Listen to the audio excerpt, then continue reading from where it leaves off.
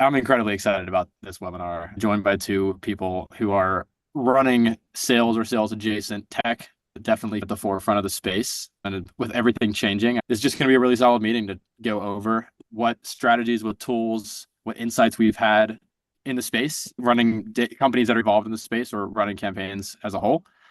Honestly, Jeff, his company needs no introduction. I'm sure everybody knows what Calendly is at this point, so there's really no point into going what it does. And then Bethany is the CEO and founder of one of the fastest growing sales techs in the space right now, Sendspark. It's an incredibly exciting tool, and we'll probably go into what it does as well on this call. But I figured you guys could both do a quick introduction of yourselves so you can do more justice to it. And yeah, then we can go into the discussion. I can go. Yeah. Jeff Hardison, and I'm head of product marketing at Calendly. We are a scheduling automation platform. Many of you use this to be able to find the best time to work. Does 2 p.m. work? No, I'm actually 5 p.m. for me. Does Friday work? No, that's actually Saturday for me.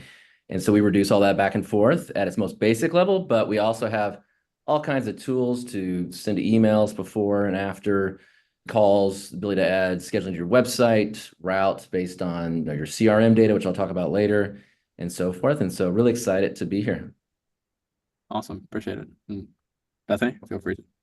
Hey everyone, I'm Bethany. I'm the co-founder and CEO of Sendspark, and we are a video platform to create personalized videos at scale. So if you've ever used Loom or Vidyard or another tool to create like a video of yourself in a floating bubble talking over something, you can use Sendspark to create those types of videos at scale to send out in your sales and marketing automation. So you just take one video and you can personalize it for hundreds or thousands of millions of people with AI. So everyone get a video personalized for them, and you're able to set this up on a more scaled operational level versus recording individual videos.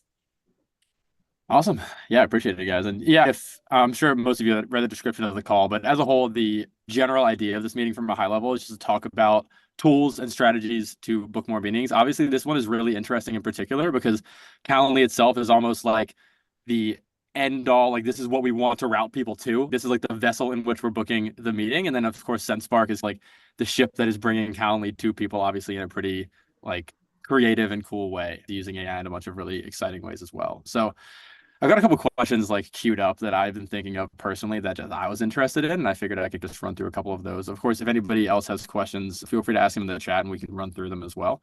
But one I had specifically for Jeff is I'm assuming obviously Calendly works so heavily in a sales context. Like it's essentially what every salesperson is sending to the people responding to their cold outbound or warm outbound or any message they're sending. Essentially, they want to get them on a meeting. That is the end goal. Being so heavily involved in the product, I'm assuming you're doing a lot of optimizing to ensure that people are able to book meetings as seamlessly as possible. And so I was just wondering, generally, what are some of the initiatives that you've been taking from a product side to improve the general booking experience for people in sales and to like optimize sales as a whole for Calendly? It's a good question. Just so you all know in the audience, the team did not send me these questions beforehand. I'm really just riffing here. This will not be a canned response. So I think there's a couple things. One is because we're a product-led growth company, we care a lot about product and we care a lot about design principles. And the reason is that we have millions of people, which we were talking about earlier, visiting our website, signing up for free, and then being plopped into this app and needing to figure out, how do I create a link and how do I share it out with my times? And do I connect my calendar? And do I connect a video conferencing platform? And do I connect a CRM? There's all kinds of like big decisions that need to be made. And we have to simplify it so much because there's people from all walks of life using Calendly. I think a lot of times when we think of salespeople, we're thinking of the people that are influencers on LinkedIn, talking about all the tools they're using. I'm using Clay for this, and I'm connecting to Zapier with this API, all this stuff. But there's tons of salespeople from other walks of life who've maybe doing this 40 years for real estate or a law firm or a financial services firm. And so sales is really like an extremely diverse profession. And just for that one persona alone, we have to ensure that we make the product just really easy to use and get started without having to talk to a human, right? So that's one thing. And we have all kinds of initiatives around like doing that and making the experience effortless. Second, I think that it's really important for salespeople, whatever tool you're providing, that you integrate with their stack, right? And I think that's what we're talking about today is like, you need to make sure you're integrating with whatever CRM they have and not just in a check the box way. Oh, we got a Salesforce integration. but in a way where you spoke to those salespeople, you spoke to their bosses, you spoke to their rev ops team, you spoke to their demand gen team, that whole like circle of influence around like just CRM, for example, and make sure that you're integrating within a way that makes their life easier and not more difficult and not just a checkbox way.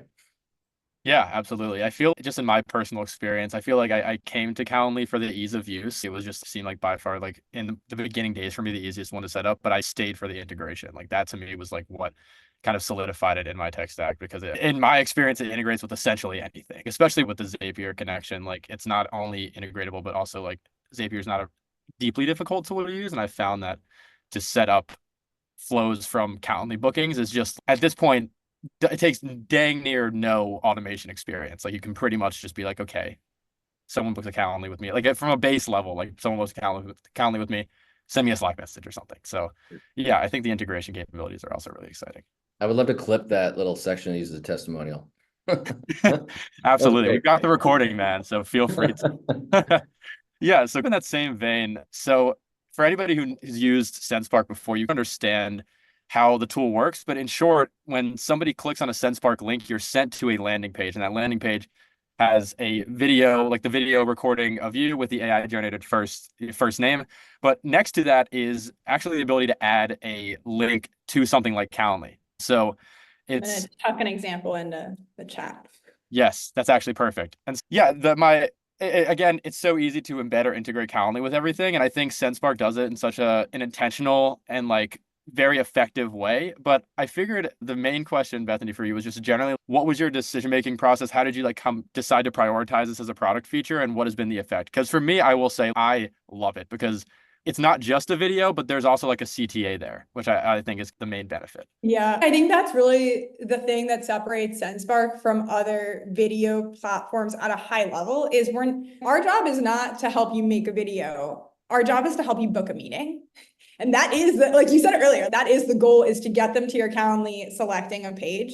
And so then we can work backwards and figure out what's the best way to do it and do it at scale and integrate in the CRMs and all of that. But that's clearly the end goal. So we just want it to be as frictionless as possible. You can create the video and then, or sorry, your viewers are watching the video and then right next to that, they can book the time. I was also going to share an example, but I just realized I sent it just to one person and not everyone. So I need to figure out how to do that in the chat and I'll share it. So you can see, actually, I'll just share my screen for 1 second to show you. But basically like the end product of Sendspark is you're creating these videos and you have the video, the person can watch the video, and then right here, they'll see your Calendly embedded. So they can be like, oh, I want to chat more and book the time.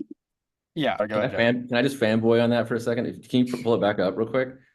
Yes. Like, this is a couple of things. One is I love how this extends the notion of a booking page where it's here's my calendar in a very functional way to almost like this is a marketing landing page where I'm not only just reading, like seeing some logos and like seeing some text, but like you're tapping into the power of video, which we know converts well.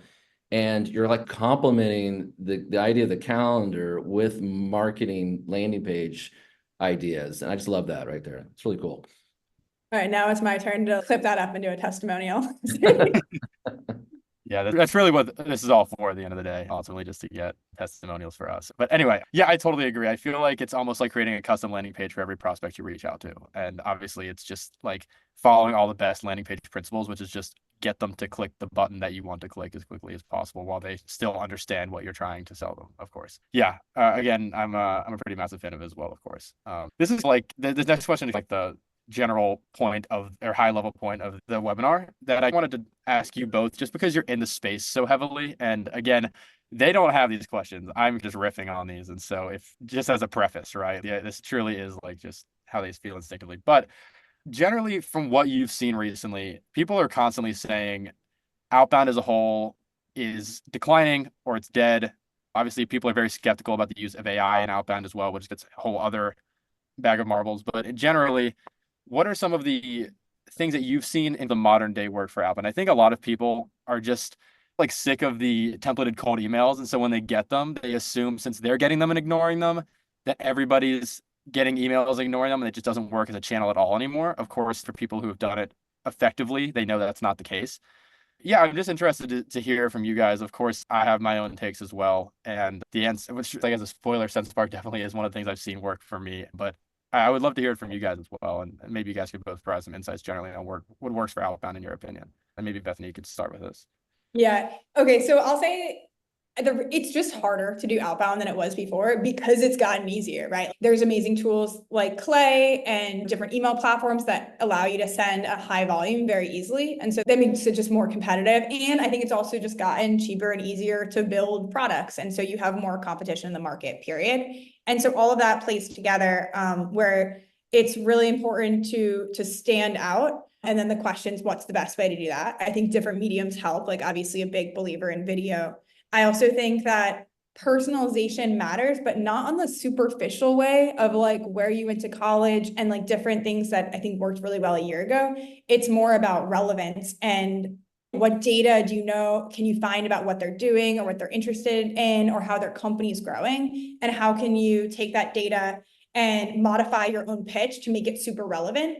And so I think the cool thing is there's a lot of new ways to do that, but you have to be able to use data to personalize your message because just something more generic that could have worked a year ago is going to be a lot harder to get to work now.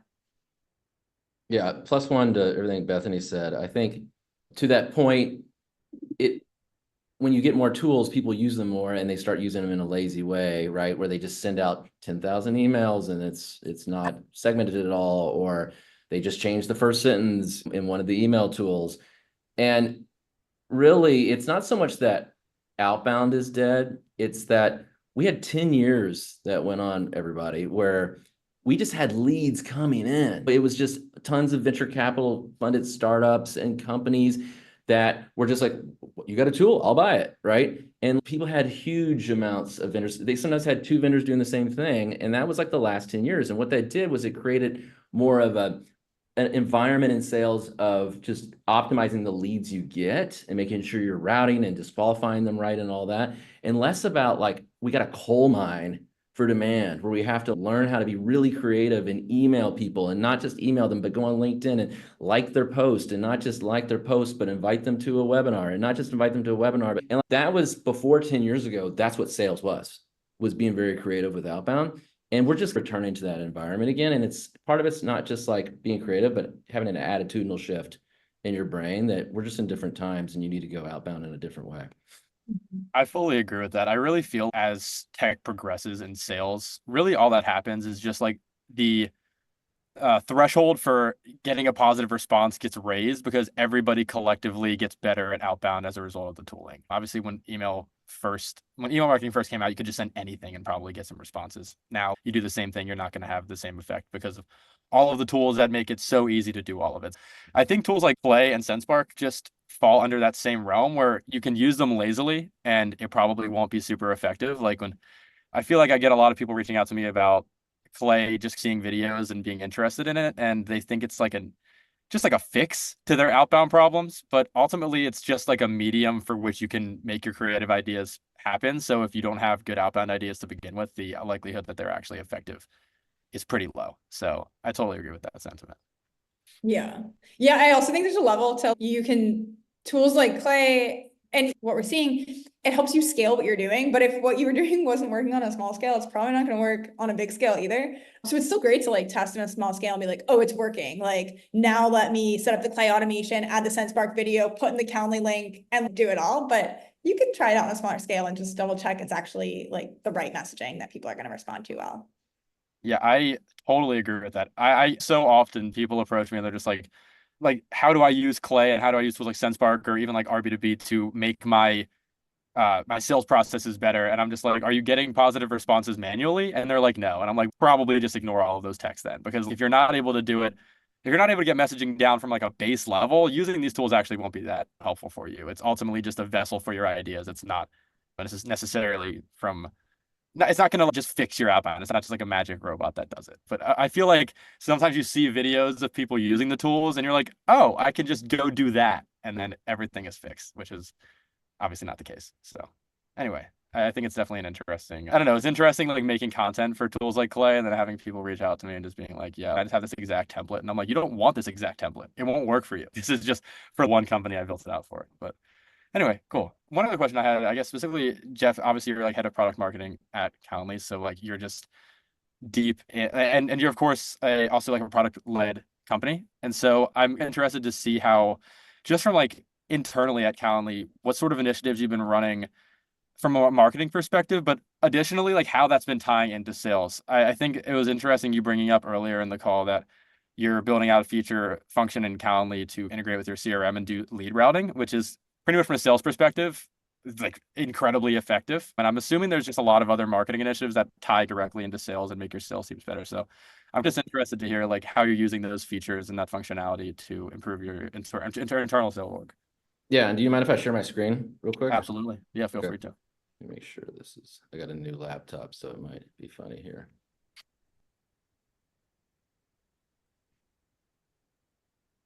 Sorry. Oh, all good. It won't let me do it. Okay, I might come back to it. So I'm just going to speak to it. We all know that you can send out a scheduling link to someone and say, hey, book time with me. So that's like going outbound. And our own sellers do this. And then there's like a crawl, walk, run approach to this stuff. I think that the crawl is like, oh, I'm going to send my link out. And then the walk approach is I'm going to like try to be more subtle with it. And this is all kinds of scheduling link providers, not just Calendly. So I'm going to add it to my email signature at the very bottom. And what's interesting about that, I've heard from sellers, is that they will say, hey, I might have emailed somebody, but then 2 months later, like they didn't want to buy from me or talk to me then, but then now they have an RFP or some type of search, and they go back to their email and they see that little scheduling link, and all of a sudden, like a meeting will pop up in the seller's calendar, right? And so it's like adding a scheduling link to your signature as a seller is like, it's just like something you should do. It's like a no-brainer thing, right?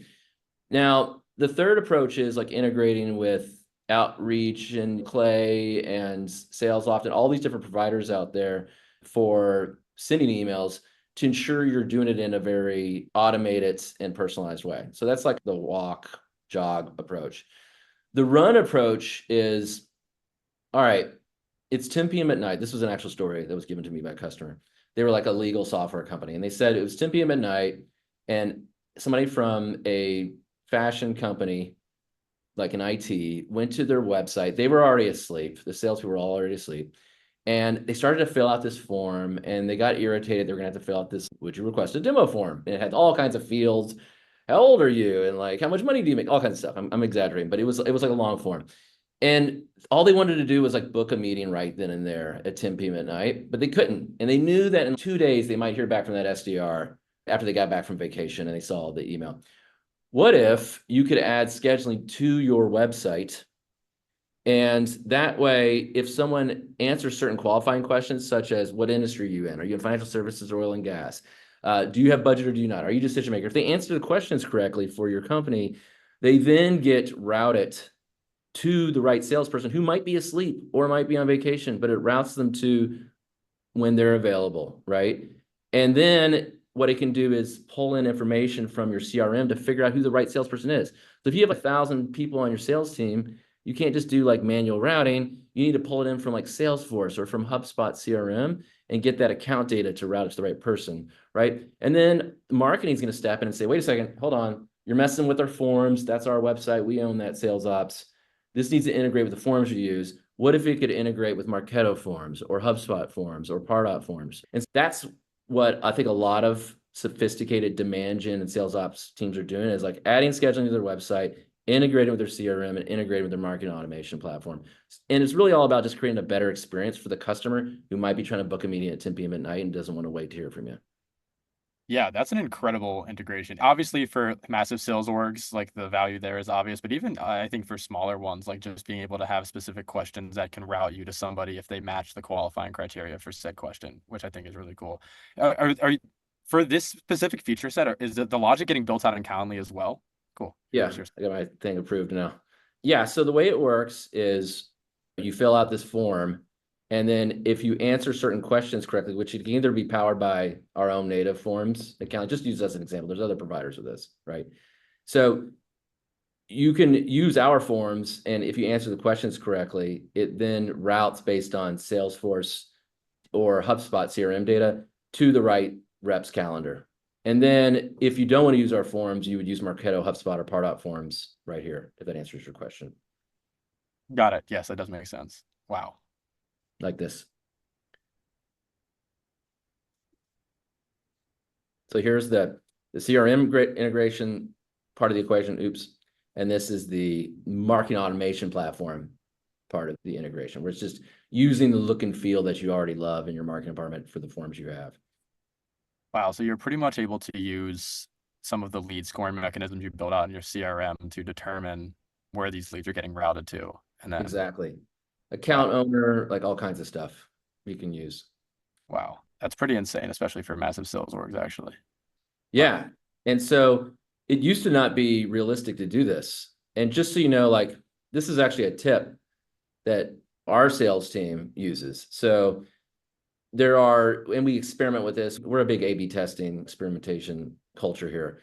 And so we'll do things like we'll put this on, if you go to our routing, if you Google Calendly routing, you'll find this landing page about Calendly routing. And in that, we actually will use logic on the back end to figure out, should you be able to book a meeting right now or should you not? And then if you answer certain questions, and you'll be able to see the integration in action right there. Whereas we might on another page not do it and just use a conventional form and then test to see which ones are more effective.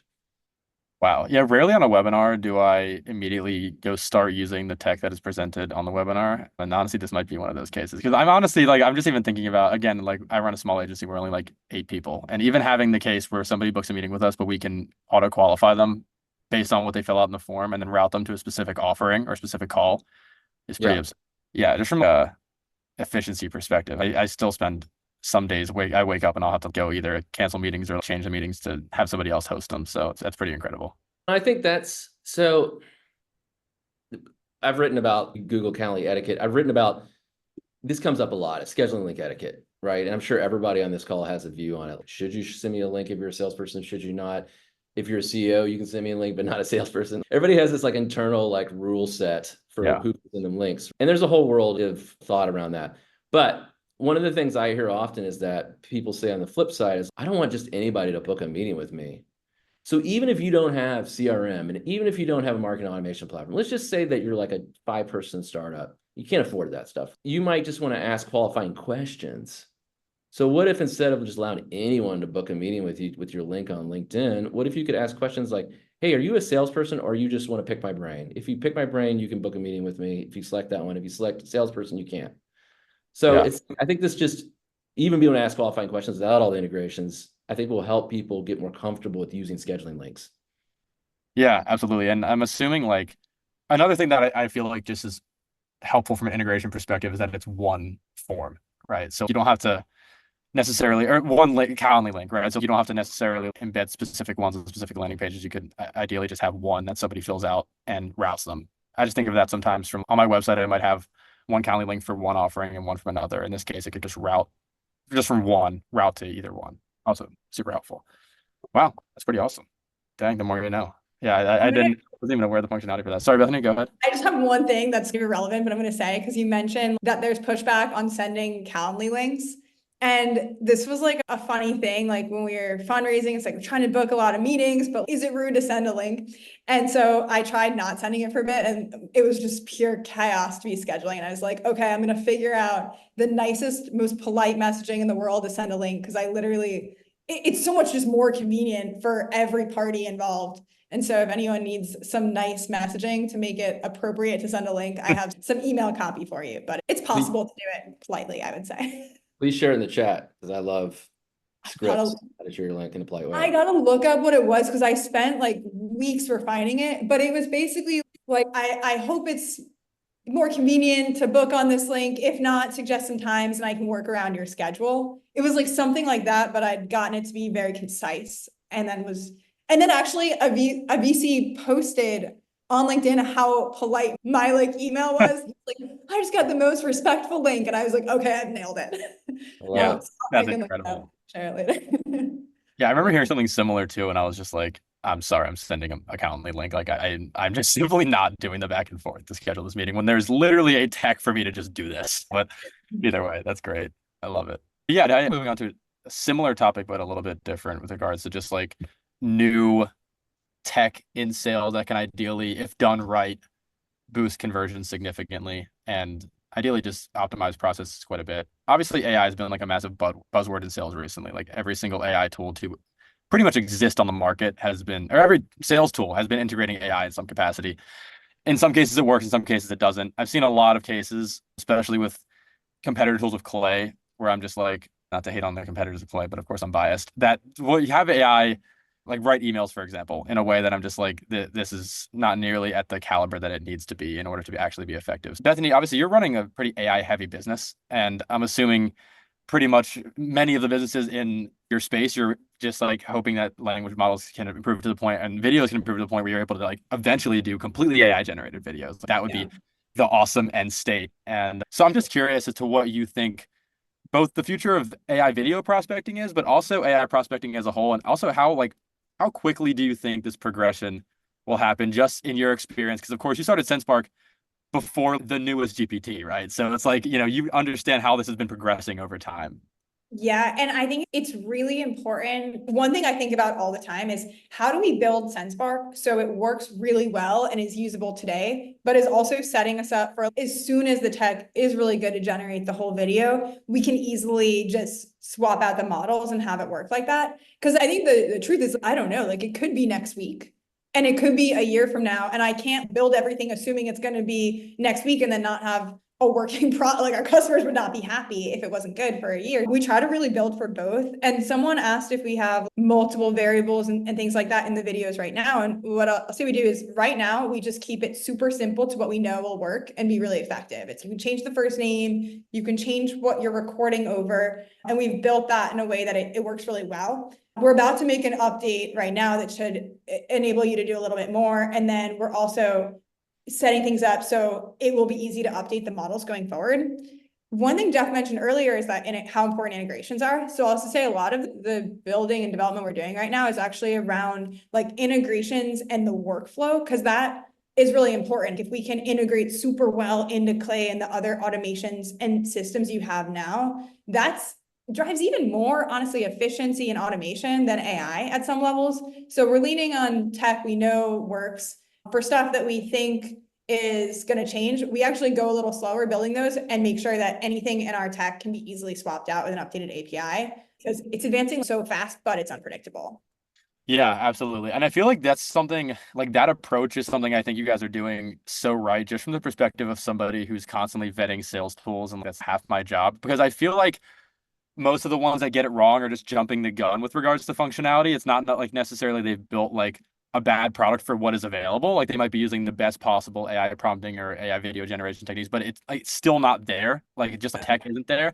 And then once I go use a technology that's jumped the gun, I immediately have a poor representation of it in my mind. And I feel like the friction to go back to it is always super heavy. So I feel like in your case, it's awesome because you're just like, I'm going to go do the thing that works for sure. And then slowly get to the point where I can actually generate AI videos when the tech is available. I think you need to, because I've seen other companies do that, but you're setting your customers up for failure. And so then they're going to lose trust because they're like, you let me send that out? That's freaking embarrassing. Yes, exactly. So like we want to I'm saying dummy proof. That's not really what I mean, but we want to control the experience to make sure everyone is going to have a good like outcome. And actually, again, the goal isn't to help you create a video, it's to help you book meetings. So we want to make sure we're helping people do that, even if it makes it look like Sendspark is a little shiny for now in some ways. Our customers are going to be more successful, and that's the long game. Yeah. And especially in a sales context, I feel like it's particularly important because it's ultimately AI videos will not be helpful whatsoever if anybody even has an inkling that it was AI generated, especially now. So like it would defeat the entire benefit of sending out a video like that. Before I understood what Sendspark did to get a Sendspark video, it would be like, oh my gosh, I can't believe this person made a whole video outlining their services. They have my first name in it and everything.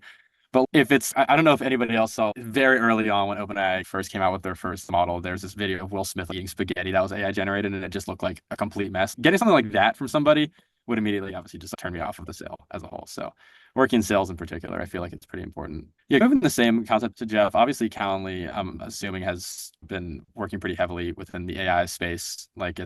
I did my own like personal research on the stuff you guys have been doing in this space before this, but I'd be interested to hear like what you're particularly optimistic about in your kind of neck of the sales world, and what do you think is going to be most effective? Oh man, I can't talk about exactly what we're building right now, but we are building some pretty cool AI powered stuff right now. I'm right in the thick of it right now. And so just stay tuned, but in a few months, you're going to see some pretty cool offerings around how to make you just enjoy meetings more. Like that's really important for us. So part of our mission isn't just get everybody using scheduling links. It's getting you to like love meetings and create a world where people actually love meetings and they don't dread them. And so scheduling is part of that, right? Because scheduling is like the front door to a meeting. But there's also other things you have to do around a meeting, such as prepare for the meeting and like better engage in the meeting so that you're like paying attention to your customer and not just off doing something else. And then following up from that meeting. And we are either integrating with other companies in that kind of overall schedule, prepare, engage, follow up kind of mindset, or we are thinking about building things within that realm. So stay tuned, more to come. And of course, AI will be part of that because AI has to be part of everything, right? Yeah, of course. That's it's a necessity. But yeah, I'm particularly, I mean, I feel like there's so much that can still be done in the space, especially for just the world of meetings in general with AI. So that's pretty awesome. I'm also curious, like Bethany, you're obviously just in like your company in particular is doing something in AI that's very unique. I don't know. I feel like there's no competitors of you, but there are very few doing exactly what you're doing. But I'm interested to hear, are there any other AI related sales companies that like you've been particularly bullish about, or even concepts, right? For example, I'll give you my own example. Like Growth Machine, they're pretty much like a multi-channel email and LinkedIn sequencing tool. So you can send out like these pretty complex multi-step campaigns with the tool. But they have this thing where you can create a pretty decent, I would say it's not there fully yet, but like an AI voice message that you can send via LinkedIn in particular that I thought was really cool because it sends natively almost as if you were recording it on LinkedIn. So that's one example, but I don't know if you had any as well that you could Yeah, shout. actually, I've used that feature and it's very cool. And I think that's really cool. I think the ones that I'm most excited about us like personally using are the ones that help us know who to target better. Cause I think like with Sendspark, you can create these videos that help you convey what you're doing, but it's really important that you're sending it to the right person at the right time. Cause even if you get the timing a little off, it's now you've lost your golden moment to like wow someone. So we're really trying to figure out like the timing and then ICP piece. We just got started with Ocean.io to really find lookalike customers. I'm really excited about that. I don't even know if it's AI to be honest, but it's just like you put in your current customers that are really successful and then it'll get you a bunch of like potential customers like them. And so you can reach out and then be like, hey, this is how customer X is using our product and succeeding. And so that just helps the messaging be really tight. That's a big thing. And then I just got back from an event with Ample Market and they were telling me about their AI co-pilot they launched today. So we haven't used it yet. They just were telling me about it. But what I thought was really cool is it helps you identify who's engaging with like your competitors' posts on LinkedIn and other social content. And then you can immediately take those people and put them in sequences. So I think that's something cool. They use Sendspark. So, oh, how can we get Sendspark like really embedded in this workflow too? Because I think that could be pretty powerful. We talked about RB2B to identify who's on your website. That's great. I feel like that's old news now, but still very effective. Yeah. Yeah, lots of cool things. Yeah. I'm honestly like, I'm pretty like consistently shocked at some of the tech that comes out recently that I'm just like, wow, I honestly never thought about using AI in that context. I actually had a webinar with Ocean.io and I asked about that in particular, like, how are you getting these lookalikes? And he said that they scraped 300 million websites, and I think they did some sort of like keyword scoring. Honestly, I might have used AI. I'm not really sure.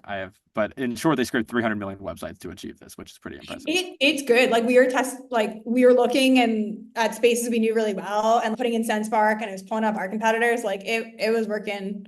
I'm not surprised that they spent a lot of time on it because it's pretty solid. Yeah, for sure. Somebody asked me really quick, and I'll just answer this. Any thoughts on Live Growth Machine versus HeyReach using Smart Lead right now, which would be redundant if we switch to Live Growth Machine? Actually, I don't think Smart Lead is redundant if you switch to Live Growth Machine because you can send higher volume with Smart Lead. So, like Live Growth Machine, I think is great for campaigns like RB2B, as Bethany said, like lower volume stuff. Honestly, for some of our clients, we use all three. As crazy as that sounds, like HeyReach for mass LinkedIn outreach, Smart Lead for mass email outreach, and Live Growth Machine for more like granular, lower volume campaigns. But anyway, I figured I'd just answer that real quick. Okay, awesome. And also, Jeff, do you have any like AI tech in particular that you've seen recently that's gotten you like somewhat excited? So this is actually older AI tech that I'm going to tell you all about, which just uses it's machine learning, which if you were talking data science might be like a step below AI, but around, and it's related to the lookalike modeling we were talking about earlier. There are various customer data platforms out there. Some have machine learning, some don't. Google machine learning customer data platforms, and you'll find a number of providers out there. One I like is Lytics. It's very popular in the consumer world. Some B2B companies use it, but what it allows you to do is pull in all kinds of information from like email service providers, like what someone clicks on, what they don't, what they unsubscribe from, and so forth. Pulls in data from your website, which pages they visit and all that. Pulls in CRM records, such as what did they buy and what they didn't, and then uses machine learning to comb through all these different data points to figure out what audience is most likely to buy, what is audience is most likely to churn, and so forth. And then you can say, okay, and what's funny is if you look behind the numbers and look at what some of the things are, it might be if the person has a Chrome extension, if the person visited the bottom of your homepage, like all kinds of odd things you would have never figured out, but machine learning can figure out, and then creates a list that you can email or you can advertise to or what have you. And this is huge in the consumer world where they have millions upon millions of users and they have to do this stuff. It's less popular in B2B SaaS, but I think if B2B SaaS does it, they'll see a huge unlock, particularly if you have a big user base.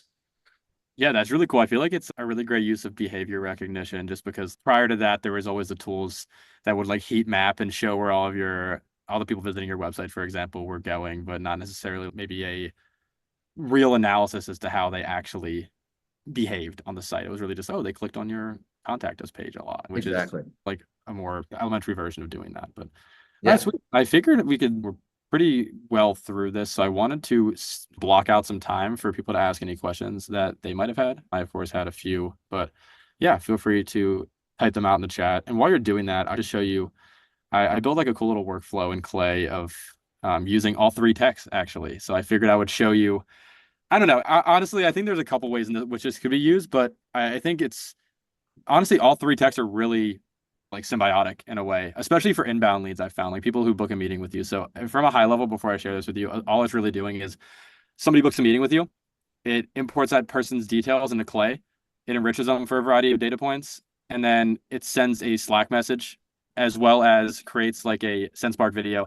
You can then send either assuming to the person, right? Something being like, hey, I saw you booked a meeting, really excited to talk or something like that. There's a ton of different videos I'm sure you could send, but in short, it's not a super complicated flow. If you want the template for it after I show it to you, feel free to reach out and I'm more than happy to do so. I'm sure most people know of Calendly's integration with Zapier. It's what most people probably use to automate Calendly workflows. And what most people probably might not know is that Clay also has a pretty robust like Zapier integration. And so you can see my screen, right? I just want to double check before I continue this. Yeah, we can. Okay, awesome. But in short, it's very simple. So somebody creates an invite in Calendly, books a meeting with me. You can add a create record and table integration, or I guess automation in Clay. And you can get pretty much when you create a table in Clay, you can find the table in your workspace and map out all the different fields that you get from Calendly, which is really cool. So you can get the start time, factor selected, email, company name, etc. From there, it goes into this Clay table. From there, all you actually need, obviously, you'll probably be able to get their website and their company's website if you want to in the Calendly booking. But let's say you want to be super basic with the stuff people have to input into your Calendly link. All you need is their name and their company for the most part to usually find the right person and enrich them and get all their LinkedIn information. So this integration gives you all the person's LinkedIn info in short, like their description, their profile picture, number of followers they have, all their experience. You can like go see what they do now, etc. From there, you can output all this information into different columns here. Clay has a variety of integrations that you can use within the tool. I just for fun decided to do revenue, employee count, follower count, and then their recent fundraising data.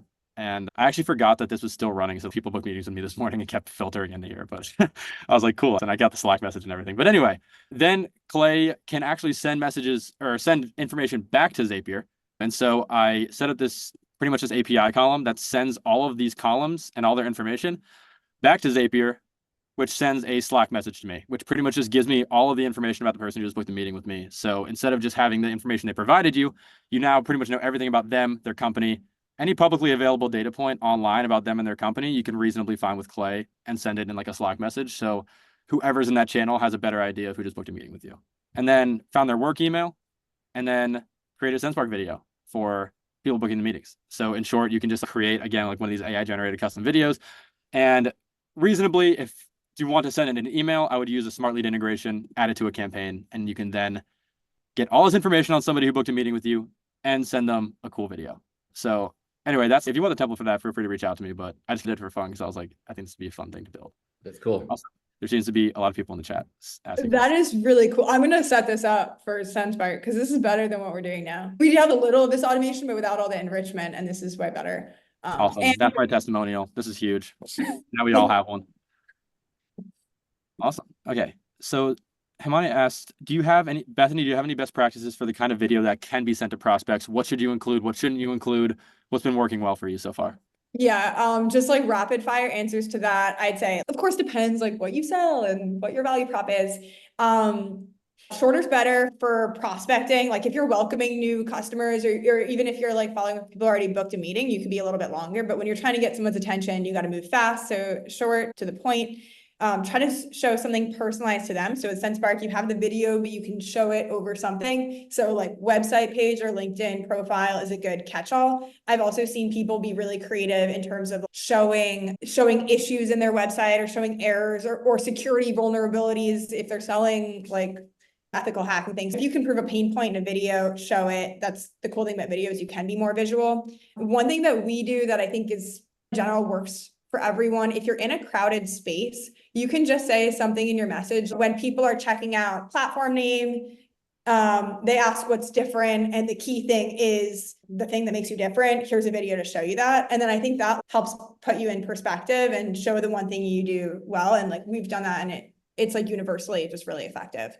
So I can share more about that for the rapid fire list of tips. Yeah, for sure. I totally agree. And also like a side note, but one feature of Sendspark that I think is really cool, and I don't know if it was mentioned, is the fact that it scrolls through the prospect's website as you're talking. And it doesn't have to be their website necessarily. I think you can just do any link, but usually it's a prospect's website. So anyway, I think that's really cool as well. And I feel like as you're watching the video and you're talking about a pain point they're experiencing with their website scrolling, it's like gives it that like more personalized experience.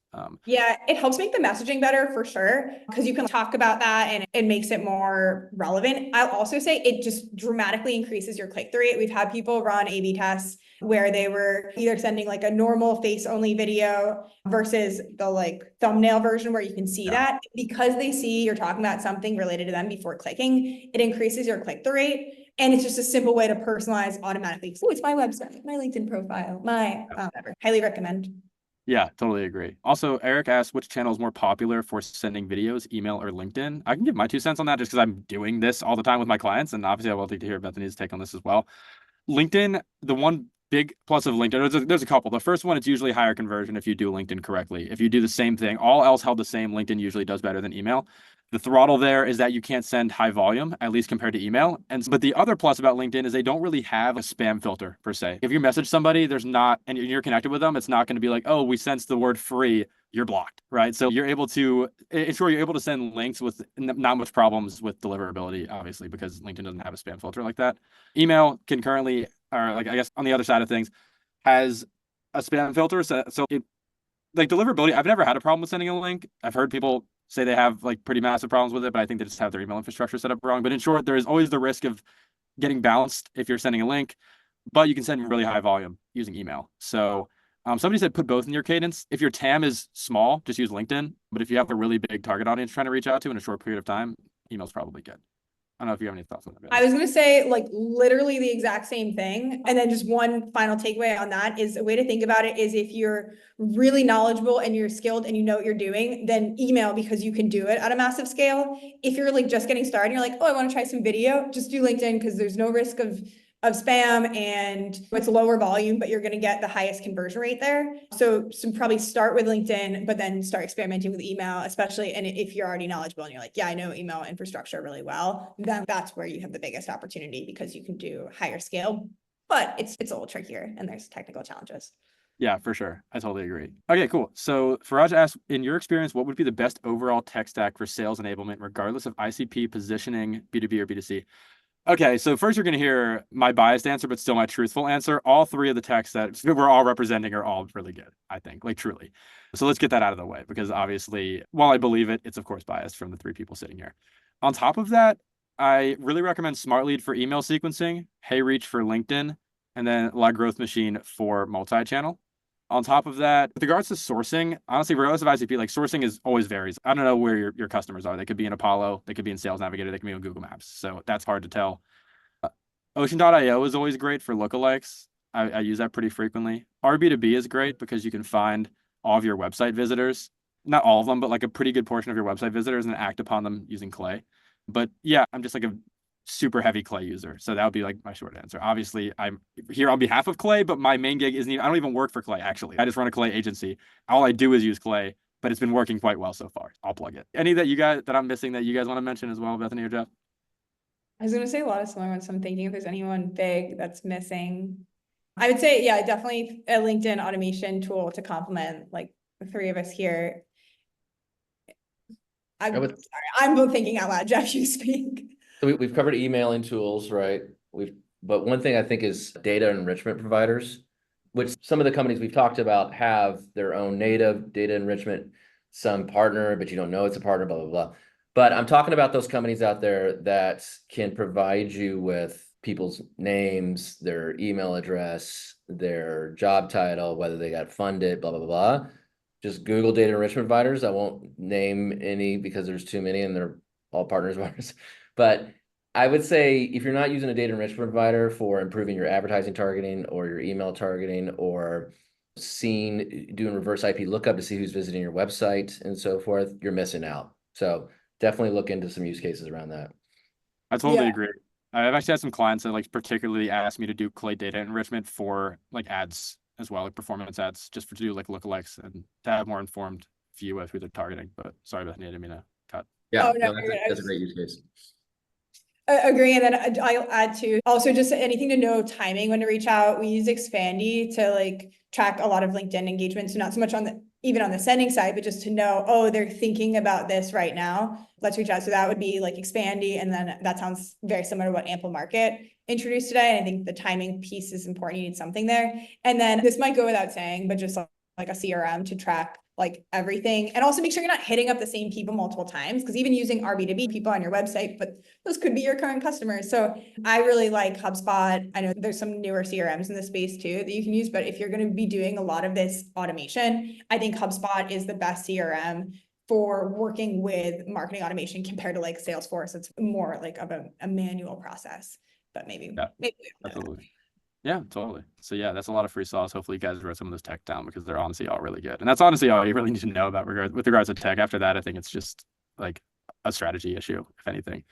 Somebody said, do you have Patrick, do you have any examples of Sendsparks you sent? I can send over some links maybe like to the chat later on, but I will say what I've seen work is make it seem super casual and like you recorded it like just almost impulsively. That's what I try to do. I almost try to make it seem, oh, hey, like just want to hop on here real quick and just I try to make it like an impromptu Loom instead of a super official sales video. And that seems to work pretty well. Sometimes I'll even make it seem like I'm like on the move or like about to go do something or like take a sip out of a drink or something to make it seem like it's really chill. That's what I recommend. Gosh, there's so many questions. But thoughts on cadences leading up to events about the prospect will be at. I'm literally running a Dreamforce campaign right now, actually. And I'm keeping it very simple. Just being like, hey, saw you're going to Dreamforce. What sort of events are you planning on going to? Wonder if we can meet up at some point. So that's my answer. Honestly, keep it really simple. I wouldn't even use personalization probably in that case. Let's see. My favorite Dreamforce email I got last week was, hey, Jeff, you going to Dreamforce? Let's meet up. And I was like, hey, I'm not going either. I love that. That's so good. Joe said, hey, Patrick, between Log Growth Machine and HeyReach, which one are you using for LinkedIn automation? If it's just LinkedIn, definitely HeyReach. But I use Log Growth Machine if I want to have a backup. So if like if they don't accept my connection requests and I want to send them an email, I'll use Log Growth Machine. I got a ton of questions about how to do this routing form thing I was talking about. If I have 2 minutes, I can build one for you. Play and build one. Okay. Run it. Let's do it. All right. So you go here, you click on routing. Not everybody has access to this. If you're on the professional plan, you'll have access. If you're on the new Teams plan, you'll have an access. But you either import a form like with Marketo, HubSpot, or Pardot really easily. Click create a form. I'm going to call this Sendspark and then I get plopped into here. And here I can ask these qualifying questions. I can do things like, are you a salesperson or a brain picker? And this is for when people reach out to you on LinkedIn and they want to meet with you, and it's sales. And then this would be brain. And then I click save. Oh, I gotta do a third one here, sorry. Click save, right? And now when they select one of these, based on what they select, they'll then get routed to, if they pick salesperson, I would route them to the things for interest. We don't have any meetings for you at this time. And if they select, say, the brain picker one, I would actually route them to my event type that was for like a 30-minute meeting. And that's it. And then you just share out that little URL. This takes 3 minutes. You share out the URL to somebody via LinkedIn or email. They have to answer those questions before they get access to your booking page, or you embed the questions as it looks like a form on your website. You can do either, because it just has a share dialog, says embed the form or share out the link. Hope that helps for everybody that was asking. First of all, the fact that you could share that in a minute flat is deeply impressive. This goes to the point that I was saying before, which is I came for the ease of use, stay for the integration. It really is like that easy, which is so impressive.